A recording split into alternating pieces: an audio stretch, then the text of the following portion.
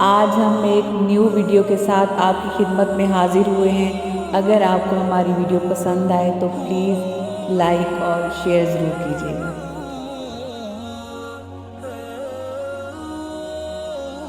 بسم اللہ الرحمن الرحیم۔ ابو ہریرہ رضی اللہ تعالیٰ عنہ نے بیان کیا کہ نبی کریم صلی اللہ علیہ وسلم نے فرمایا، جو کوئی لوگوں کا مال قرض کے طور پر ادا کرنے کی نیت سے لیتا ہے تو اللہ تعالیٰ بھی اس کی طرف سے ادا کرے گا، اور جو کوئی نہ دینے کے لیے لے تو اللہ تعالیٰ بھی اس کو تباہ کر دے گا۔ ابو ہریرہ رضی اللہ تعالیٰ عنہ سے حدیث بیان ہے کہ ایک شخص نے رسول صلی اللہ علیہ وسلم سے اپنے قرض کا تقاضا کیا اور سخت سست کہا۔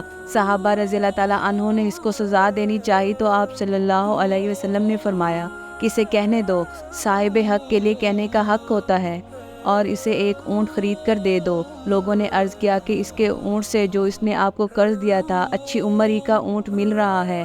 آپ صلی اللہ علیہ وسلم نے فرمایا کہ وہی خرید کے اسے دے دو، کیونکہ تم میں اچھا وہی ہے جو قرض ادا کرنے میں سب سے اچھا ہو۔ حذیفہ رضی اللہ تعالیٰ عنہ نے بیان کیا کہ میں نے نبی کریم صلی اللہ علیہ وسلم سے سنا، آپ صلی اللہ علیہ وسلم نے فرمایا کہ ایک شخص کا انتقال ہوا، قبر میں اس سے سوال ہوا تمہارے پاس کوئی نیکی ہے؟ اس نے کہا میں لوگوں سے خرید و فروخت کرتا تھا، اور جب کسی پر میرا قرض ہوتا تو میں مالداروں کو مہلت دیا کرتا تھا اور تنگ دستوں کے قرض کو معاف کر دیا کرتا تھا۔ اس پر اس کی بخشش ہو گئی۔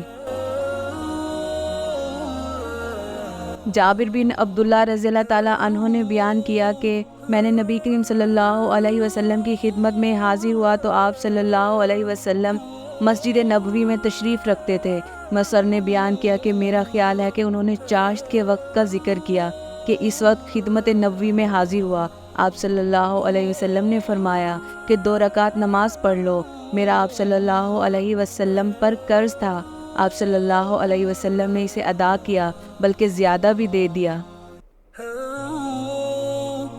ابو ہریرہ رضی اللہ تعالیٰ عنہ نے کہا کہ نبی کریم صلی اللہ علیہ وسلم نے فرمایا، جو شخص اپنے انتقال کے وقت مال چھوڑے تو وہ اس کے وارثوں کا ہے، اور جو قرض چھوڑے تو وہ ہمارے ذمہ ہے۔